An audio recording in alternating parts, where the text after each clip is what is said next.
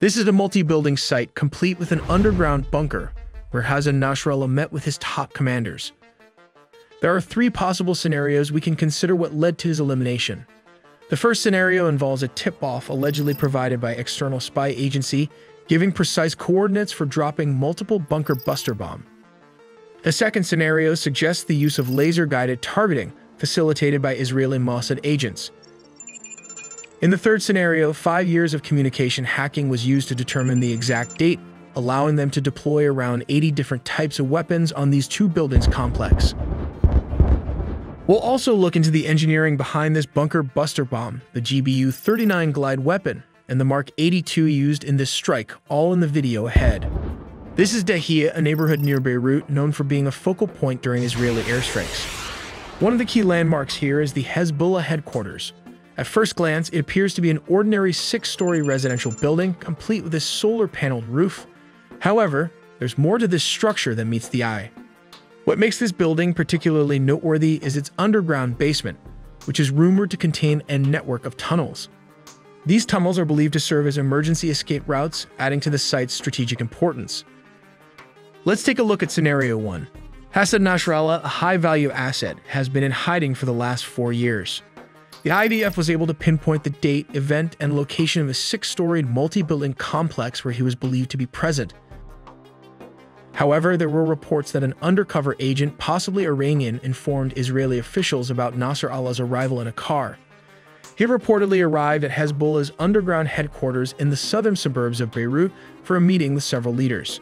The tip-off was allegedly received by Israeli officials on the afternoon of Saturday, September 27th. A fighter jet was expected to target and illuminate the building using its laser targeting pod, focusing on one of the specific buildings.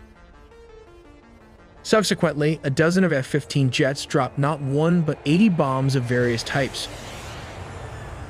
The tip of the spear would have been the bunker buster bomb that can penetrate through this 6-story building, leveling all 6 structures to the ground and in the process eliminating Hassan Nasrallah in the action. Let's consider Scenario 2. If an Iranian spy had not assisted the IDF, a Mossad agent or soldier might have been nearby, confirming Nasrallah's location or possibly illuminating the target with a ground-based laser. In this case, GPS coordinates would have been transmitted to the IDF. Once ready, the F-15 jets would have dropped around 80 bombs of different types, leveling the entire 6-building complex. The reason for dropping so many bombs was to ensure the elimination of a high-value target like Hassan Nasrallah. Unfortunately, the collateral damage resulted in a significant number of innocent civilian casualties, a tragic cost associated with this operation. And finally, we have Scenario 3, which is the most likely. Hacking Hezbollah's communication system for the last 5 years to intercept encrypted messages without deploying any agents into Lebanon or Beirut. Upon learning that the Hezbollah leader had arrived at the building, an F-15 fighter jets flew and dropped barrage of bombs, eliminating the entire leadership inside the underground bunker. Out of the 80 bombs used, the IDF also deployed the Mark 82 weapon, the bunker buster, and the GBU-39, which were part of a purchase valued at around $3 billion from the US. This is the bunker buster bomb. It has a laser sensor at the front, and just behind that are adjustable fins. In the midsection, there is a warhead that weighs approximately 650 pounds containing tritonal explosive. This is a mixture of 80% TNT and 20% aluminum powder.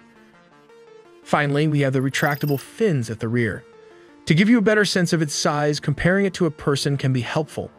The casing has a length of approximately 19 feet long, which translates to around 5 meters.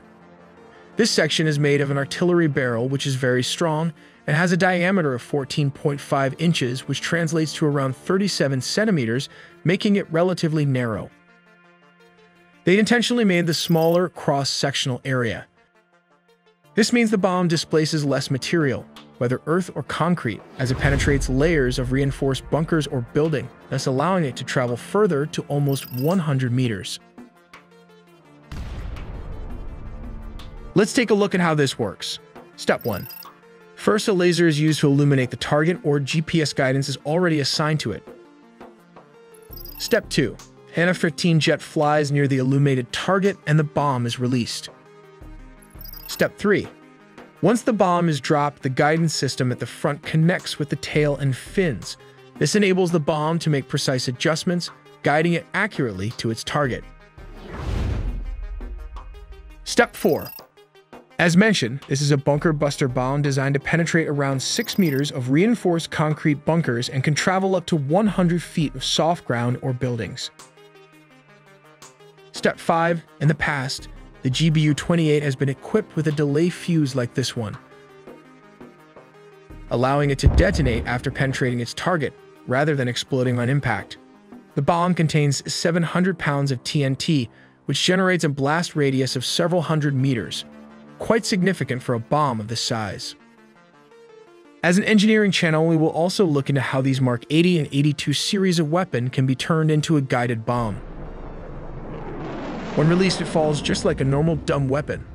As stated, the bomb can be fitted with a nose fuse, a tail fuse, or both simultaneously.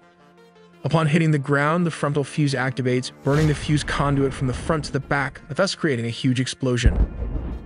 The alternative option is using the tail fuse FMU-139. This is usually used for delayed action and is set by the pilot. When it hits the target, the weight of the bomb will penetrate the concrete surface of a building, the fuse activates, and the conduit rod, which creates the 500-pound explosion after a few seconds as programmed. This can create a lot of damage considering its small $4,000 price tag. Let's delve into the process of upgrading this into a guided weapon.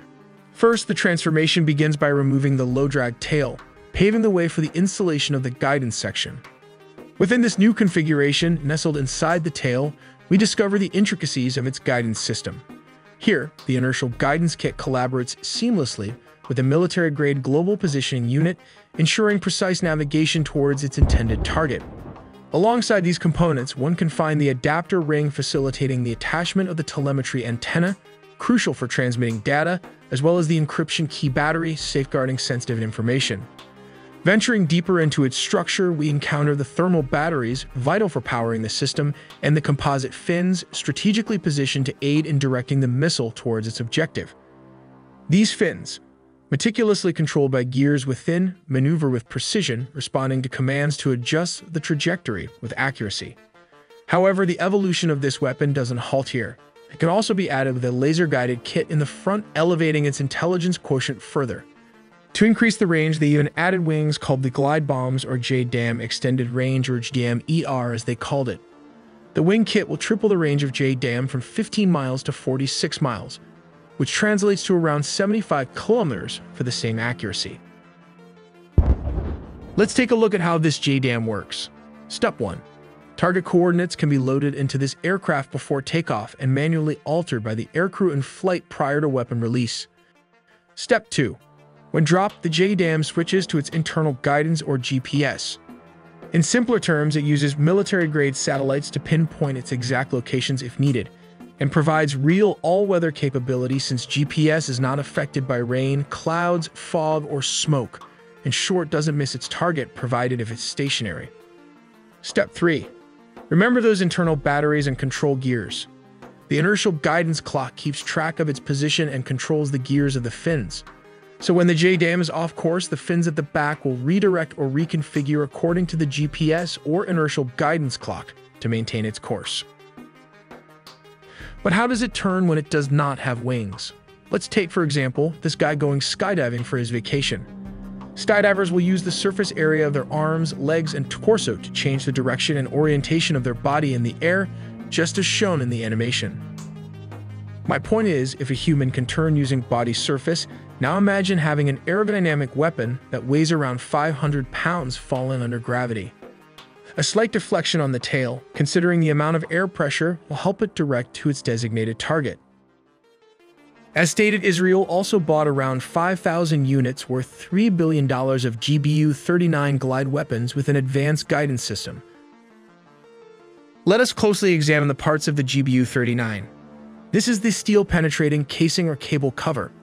Inside it lies this 113 kilograms or 250-pound unguided bomb. They essentially repurposed this bomb used by the Air Force and re-engineered it to fit inside this casing. This is the arming generator or unit cover. Moving backward is the wing assembly unit. Inside is the fuse well with insensitive munition features. At the rear is the heavily engineered anti-jamming GPS guidance kit. Also a reminder, this missile utilizes both GPS and laser guidance. Just below is the guidance unit housing. This bomb also houses a small mission computer, as shown here. Closer to it lies the thermal battery unit. Lastly, we have the tail unit that aids in stabilizing the missile. Everyone has been asking where we get our news source. Well, the secret is ground news, so scan the QR code for 40% off to get full access off the Vantage plan.